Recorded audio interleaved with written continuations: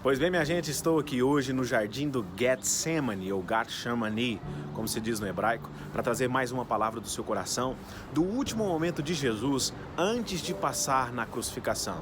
Jesus nos ensina muito com a sua postura nas suas 3 orações, e é isso que eu gostaria de pensar com você. A oração que nós devemos fazer ao Senhor, o nosso Deus, em todos os dias da nossa vida. Que essa palavra fale com você, e se ela assim o fizer, não deixe de deixar o seu comentário, o seu gostei e compartilhar essa mensagem com outras pessoas, para que outros também sejam edificados através da palavra do Senhor Jesus.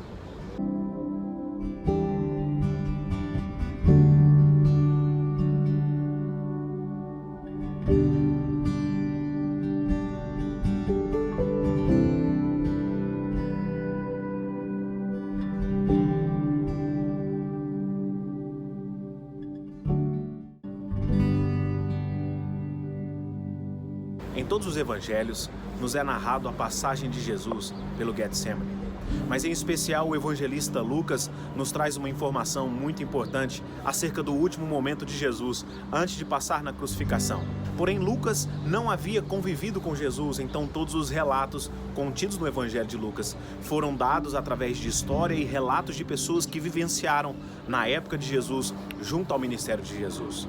Lucas, por ser médico, conhecia muito bem a situação do corpo humano e como o corpo humano reage às pressões, reage às condições que nós muitas vezes somos expostos.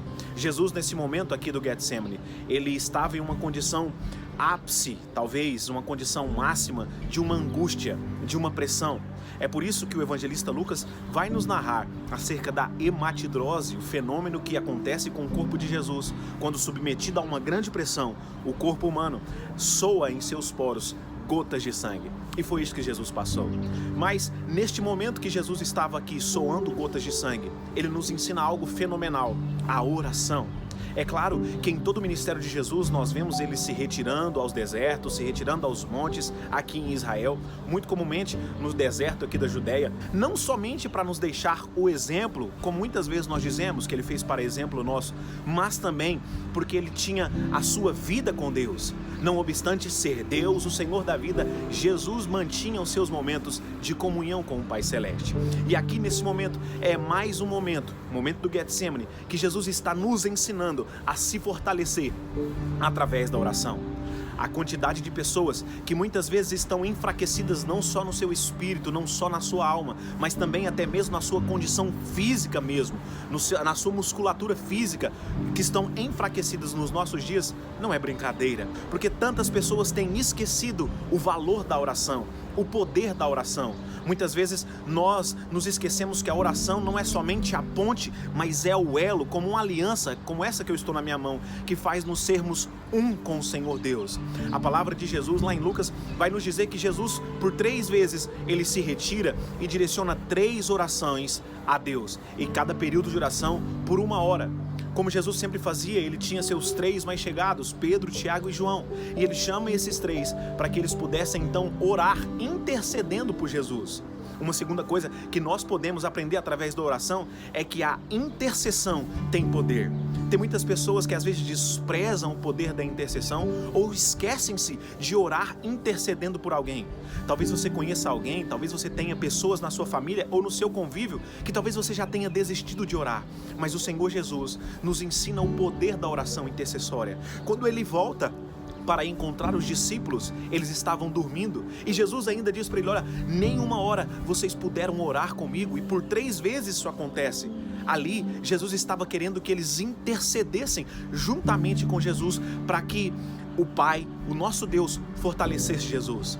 Mas eu acho maravilhoso que, apesar dos discípulos terem dormido ali naquele momento, o Senhor Deus, o próprio Deus dos céus, envia anjos para estar servindo Jesus. O que eu aprendo também na oração é que talvez as pessoas podem nos abandonar, e isso sempre vai acontecer com todos nós, porque se aconteceu com Jesus, vai acontecer conosco também, e às vezes pessoas próximas. Mas quando isso acontece, se nós temos uma vida de oração com Deus, se nós temos intimidade com o Pai, Ele sempre manda anjos, Ele manda manda recursos, Ele sempre tem uma provisão, porque como Abraão vai nos dizer, quando ele sobe aqui no monte que está ao lado de mim, o Monte Moriá, ali Deus se revelou como Jeová Jireh, o Deus da provisão. Então a oração, ela é o caminho, é o elo, é a ponte que nos faz ver a provisão de Deus, mesmo quando todas as pessoas nos abandonam. O Senhor Deus envia anjos para nos servir, e foi isso que aconteceu com o Senhor Jesus Cristo. Aqui no Getsemane, onde eu estou, foi o local aonde Jesus assumiu a nossa culpa, aonde Jesus assumiu o nosso pecado. O jardim que estava plantado lá no Éden, começou ali a história do mundo, a história do relacionamento entre o homem e Deus, e ali Adão e Eva pecaram. E precisava-se então que em outro jardim, agora um jardim novo, de que esse jardim do Getsemane, fosse refeita essa situação que havia sido quebrada ainda lá no jardim do Éden. O relacionamento que Eva e Adão quebraram no Éden, Jesus restabeleceu no jardim do Getsemane através do seu sangue, através do seu suor, aqui neste lugar.